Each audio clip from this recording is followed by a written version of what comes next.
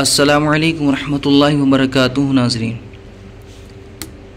یہ کتاب جو آپ دیکھ رہے ہیں یہ فارسی زبان کی پہلی کتاب ہے، جس کو پرسین بھی کہتے ہیں۔ فارسی زبان، اس کا استعمال اردو زبان میں بہت زیادہ ہوتا ہے۔ اردو کو سمجھنا فارسی اور عربی کے بغیر ناممکن ہے، لہٰذا فارسی زبان کا سیکھنا ہمارے لیے بہت ضروری ہے۔ اس کو سیکھنے کے بعد ہی ہم اردو کو صحیح طریقے سے سمجھ سکتے ہیں۔ اس کتاب کے اندر انشاءاللہ ہم فارسی زبان کو سیکھنا اسٹارٹ کریں گے، جو بہت ہی آسان اور سرل ہے، زیادہ مشکل نہیں۔ اس کے اندر ہم فارسی کے سینٹنس انشاءاللہ سیکھیں گے اور ان کے معنی بھی سیکھیں گے، جیسے کہ ہم نے انگلش میں پڑھے ہوتے ہیں پریزنٹ، پاسٹ اور فیوچر، یعنی ماضی، حال، مستقبل، امر وغیرہ، یہ سب فارسی میں بھی آتے ہیں، تو ان کے یہ قواعد ہم سیکھتے ہوئے انشاءاللہ چلیں گے۔ تو بہت آسان ہے۔ انٹرسٹ رکھنے والے تمامی حضرات سے یہ گزارش ہے کہ تمام ویڈیوز کو مکمل دیکھتے ہوئے چلیں، تو انشاءاللہ آپ کو بہت مزہ آئے گا، اور بہت آسان ہے، یہ مشکل نہیں ہے، آپ کو بہت اچھا لگے گا اس کو سیکھنے میں۔ تو آئیے اب ہم اس کو شروع کر لیتے ہیں۔ یہ کتاب یہاں سے شروع ہو رہی ہے۔ بسم اللہ الرحمن الرحیم، الحمد للہ وحدہ والصلاة علی رسولہ الذی لا نبی بعدہ۔ مختلف اسموں سے مضاف اور مضاف الیہ کی ترکیبیں، یعنی الگ الگ ناموں کو ایک دوسرے سے ملا کر فارسی میں کس طرح سے پڑھیں گے، اس کے اندر ہم یہ سیکھیں گے۔ تو پہلے کچھ جملے، کچھ اسم، کچھ نام اور ان کا مطلب جانیں گے، پھر آپس میں ہم ملائیں گے۔ خدا، خدا مانے اللہ، رسول، رسول مانے اللہ کے رسول جو نبی ہوتے ہیں۔ نماز مانے نماز، جو 5 وقت مسلمان پڑھتے ہیں۔ روزہ مانے روزہ، جو رمضان میں صبح سے لے کر شام تک اللہ کی رضا کی خاطر بھوک اور پیاس کو روکے رکھنا اور جماع سے باز رہنا، جو رمضان کے مہینے میں ہوتا ہے۔ روزے اس کے علاوہ بھی رکھ سکتے ہیں، وہ نفل کہلائیں گے۔ رمضان میں تمام مومنین پر رکھنا فرض ہے۔ اور جمعہ، جمعہ مانے جمعہ، جمعہ کا دن ہوتا ہے۔ رمضان مانے رمضان، مہینے کا نام ہے۔ حج مانے حج، جو مکہ شریف میں ایام حج یعنی ذی الحجہ کی تاریخوں میں ادا کیا جاتا ہے۔ کعبہ مانے کعبہ، جس کو خانہ کعبہ بیت اللہ شریف کہتے ہیں۔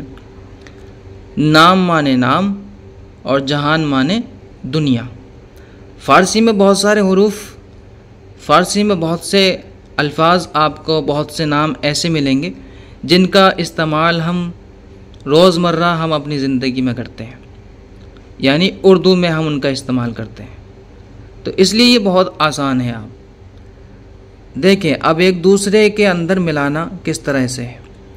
نام میں خدا، خدا کا نام، تو نام کی نسبت اللہ کی جانب ہو رہی ہے، لہٰذا اللہ مضاف الیہ ہے اور نام یہ ہے مضاف۔ فارسی میں کا، کی، کے، اس کے ترجمہ لگتا ہے جب کسی جملے میں، تو فارسی میں اس میں مضاف کے نیچے زیر آ جاتا ہے، ٹھیک ہے، اس سے ہم پہچان کر لیں گے۔ نام خدا، خدا کا نام، دیکھیں ترجمے میں ہم کا لگا رہے ہیں۔ ایسے ہی خدا جہاں، دنیا کا خدا اللہ، رسول خدا، خدا کا رسول، آسان ہے۔ نماز جمعہ، جمعہ کی نماز، زیر آنے کی وجہ سے یعنی ایک دوسرے کی نسبت ہونے کی وجہ سے، مضاف مضاف الیہ ہونے کی وجہ سے اس میں ہم کا کی کا ترجمہ لگا رہے ہیں، یا تو کا یا کے یا کی ایسے ترجمہ لگے گا۔ اب اتنا تو آپ سمجھتے ہیں کہ کا کی کے ترجمہ اس کی حالت کے اعتبار سے ہوگا، جیسے یہاں پر ہم نے کا لگا رہے ہیں کیونکہ جینس کے بارے میں، نام کے بارے میں بات چل رہی ہے، یہاں پر ہم نے کی لگایا کیونکہ نماز یہ جو ہے اس میں نماز ہوتی ہے، ہوتا نہیں ہے، لہٰذا ہم نے جمعہ کی نماز بولا ہے، تو یہ اپنی حالت کے اعتبار سے۔ روزہ رمضان، رمضان کا روزہ، حج کعبہ، کعبے کا حج۔ اب دیکھیں اور ایسے ہی جملے، صبح مانے صبح، شام مانے شام، ہم رات و دن اس کا استعمال کرتے ہیں۔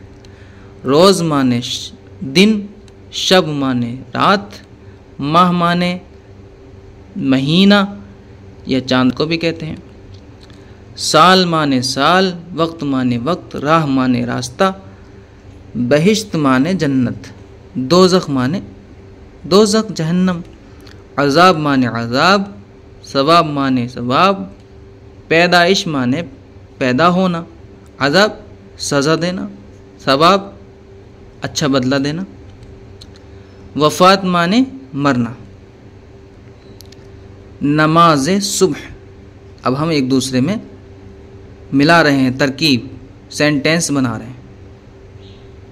نماز صبح، صبح کی نماز، آسان ہے، سمجھ رہے ہوں گے آپ، بہت آسان ہے۔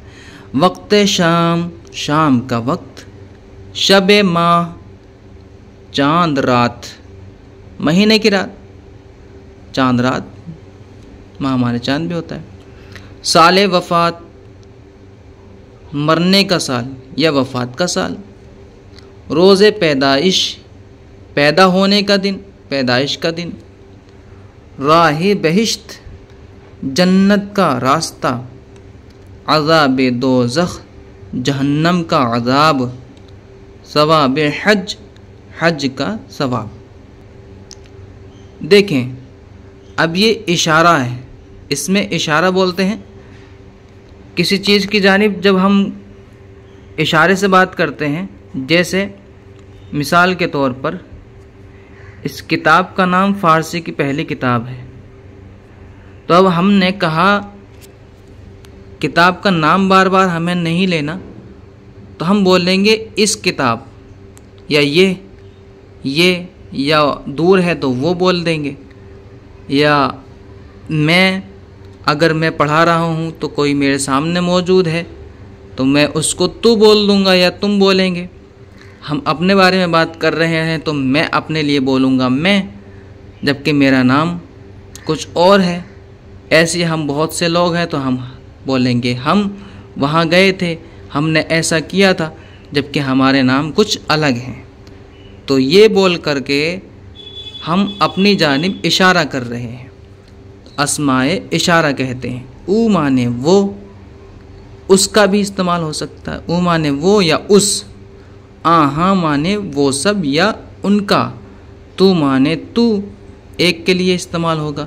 شما مانے تم سب، ایسے یہ او ایک کے لیے استعمال ہوگا، آہاں بہت سوں کے لیے استعمال ہوگا۔ ایسے یہ من مانے میں، اکیلے کے لیے، ماں مانے ہم سب، خود مانے اپنا، اور خویش مانے بھی اپنا۔ دیکھیں اب اس کے جملے، پیدائش او، اس کی پیدائش،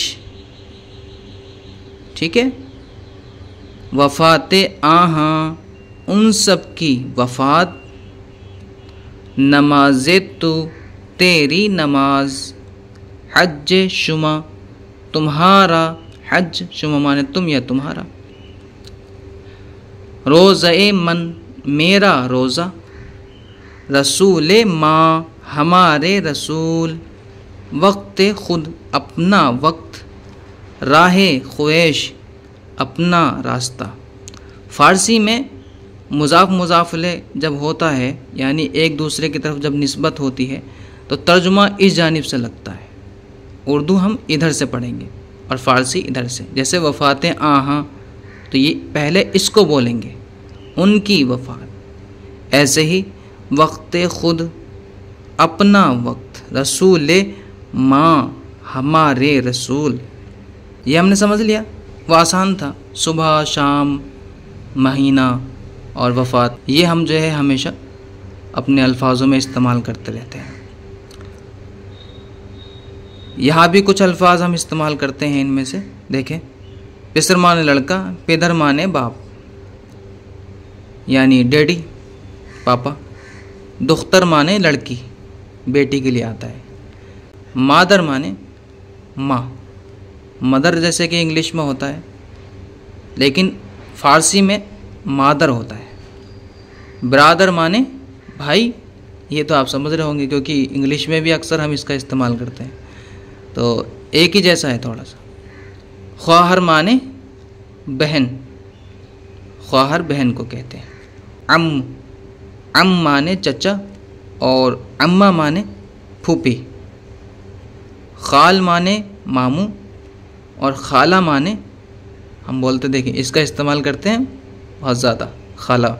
ماں کی بہن، جو ہماری ماں کی بہن ہوتی ہیں ان کو ہم خالہ کہتے ہیں، جبکہ یہ فارسی کا لفظ ہے. آج ہم نے سمجھ لیا اس کو. زن مانے عورت، شوہر مانے شوہر، ہسبینڈ. زن تمام عورتوں کے لیے استعمال ہو سکتا ہے، بیوی کے لیے بھی استعمال ہوتا ہے، یعنی وائف کے لیے. اور یہ تمام عورتوں کو بھی زن کہہ سکتے ہیں. عورتوں کے لیے، عام عورت کے لیے بھی زن کا استعمال ہو سکتا ہے. تو آئیے اس کے بھی ہم جملے دیکھ لیتے ہیں. پسرے من، میرا لڑکا. اب میرے کا تو ہو نہیں سکتا، لہٰذا اب ہم یہاں پر کا کی کے ترجمہ نہیں آئے گا. تو جہاں نہیں آئے گا یوں ہی ایسے ہی نسبت ہو سکتی ہے بولنے میں. ہم اپنی زبان میں میرے کا ترجمہ تو نہیں کرتے کہ میرے کا لڑکا. بہت سے لوگ بولتے ہیں میرے کو بھوک لگی ہے، جبکہ وہ یہ بھی کہہ سکتے ہیں مجھے بھوک لگی ہے. تو بولا جاتا ہے بعض جگہوں پر، لیکن اصل جو اردو کا پڑھنے کا طریقہ ہے وہ یہ ہے، میرا لڑکا. تو اب ہم یہاں پر کا ترجمہ نہیں کر رہے بلکہ ایسے ہی نسبت بولنے میں آ رہی ہے، لہٰذا کا لگانے کی ضرورت نہیں. پدرے ماں، ہمارے والد باپ. دخترے تو، تیری لڑکی. مادرے شما، تمہاری ماں. برادر من، میرا بھائی.